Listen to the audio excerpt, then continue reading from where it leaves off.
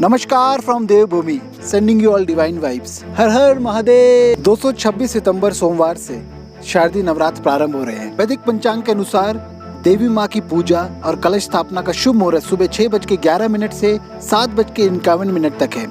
अगर आप किसी कारणवश इस समय कलश स्थापित नहीं कर पाते हैं तो दूसरा शुभ मुहूर्त है सुबह 11:49 से 12:37 तक।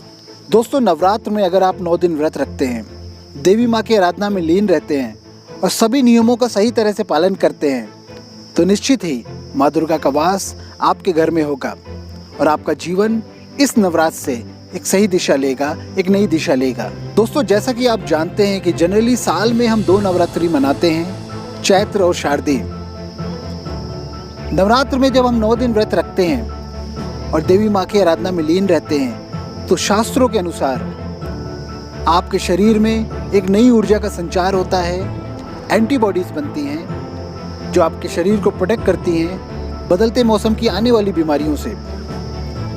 चैत्र नवरात्रि के बाद मौसम बदलता है और गर्मी का आरंभ होता है। शारदीय नवरात्र के बाद मौसम बदलता है और सर्दियों का आरंभ होता है। दोस्तों, हमारे सनातन धर्म में हर त्योहार का, हर पूजा का, हर नियम का एक रीजन होता है और इसका बहुत महत्व होता है। आने वाली नवरात्रि में अगर आप इन 5 बातों का ध्यान रखते हैं तो निश्चित ही माँ दुर्गा का वास आपके घर में होगा और आपका जीवन इसी नवरात्रि से एक नई दिशा लेगा। पहला, अगर आपके मन में माँ दुर्गा के लिए नेचुरल रूप से भक्ति भाव नहीं है तो सिर्फ दिखावे के लिए पूजा ना करें। हमारे मन के भाव ही हैं जो इस कलयुग में हमें ईश्वर से कनेक्ट करते हैं। अगर आपके मन में भक्ति भाव ही नहीं है तो फिर पूजा का क्या फायदा। दूसरा, तामसिक चीजों का सेवन ना करें। प्याज, लहसुन, नमक, शराब, सिगरेट, इन सब चीजों का सेवन करते हुए माँ दुर्गा की आराधना का कोई फायदा नहीं।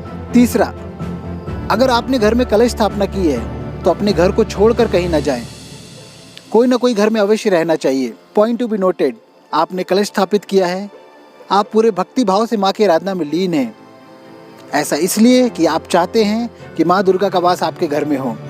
ऐसे में घर को ताला लगाकर छोड़कर कहीं ना जाएं। चौथा, अगर आपने कलश स्थापित किया है और आप 9 दिन व्रत हैं तो बाल काटना, शेविंग करना, नाखून काटना, ये सब ना करें। ऐसा करने पर माँ दुर्गा का वास आपके घर में नहीं होगा। पांचवा, बहुत ही आवश्यक, कि काले रंग के कपड़े ना पहने। काला रंग अंधकार का प्रतीक होता है और हम सभी जानते हैं कि माँ दुर्गा को लाल रंग पसंद है। दोस्तों, हम सभी ने माँ दुर्गा को हमेशा शेर पे विराजमान देखा है, लेकिन नवरात्रि के दिनों पर जब माँ दुर्गा इस पृथ्वी पे आती हैं तो अलग अलग वाहनों पे आती हैं। शास्त्रों के अनुसार माँ दुर्गा की अलग अलग वाहन शुभ और अशुभ का संकेत देते हैं। इस शारदीय नवरात्र माँ दुर्गा का आगमन हाथी पर हो रहा है। हाथी पर माँ दुर्गा का आगमन एक शुभ संकेत है।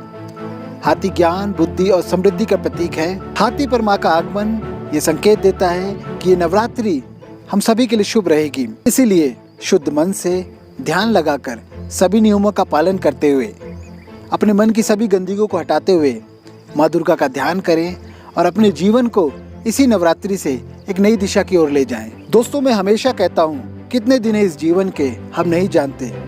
हिंदू होकर अगर हमने इस ब्रह्मांड में विराजमान देवताओं का स्मरण नहीं किया तो हमारा जीवन व्यर्थ है। ध्यान रखिए, जब सब अच्छा होता है, शरीर में ताकत होती है तो ईश्वर की आवश्यकता महसूस नहीं होती। मॉडर्न दुनिया की दुनियादारी में खोए रहते हैं, लेकिन जब समय बदलता है, बुढ़ापा आता है, शरीर निढाल हो जाता है, तब सिर्फ ईश्वर की भक्ति ही काम आती है, वही ऊर्जा देती है। इसलिए आज से ही बिना समय गंवाए ईश्वर की आराधना में लीन रहिए। माँ दुर्गा की कृपा आप सब पर बनी रहे। मिलते नेक्स्ट वीडियो में। जय श्री राम। हर हर महादेव।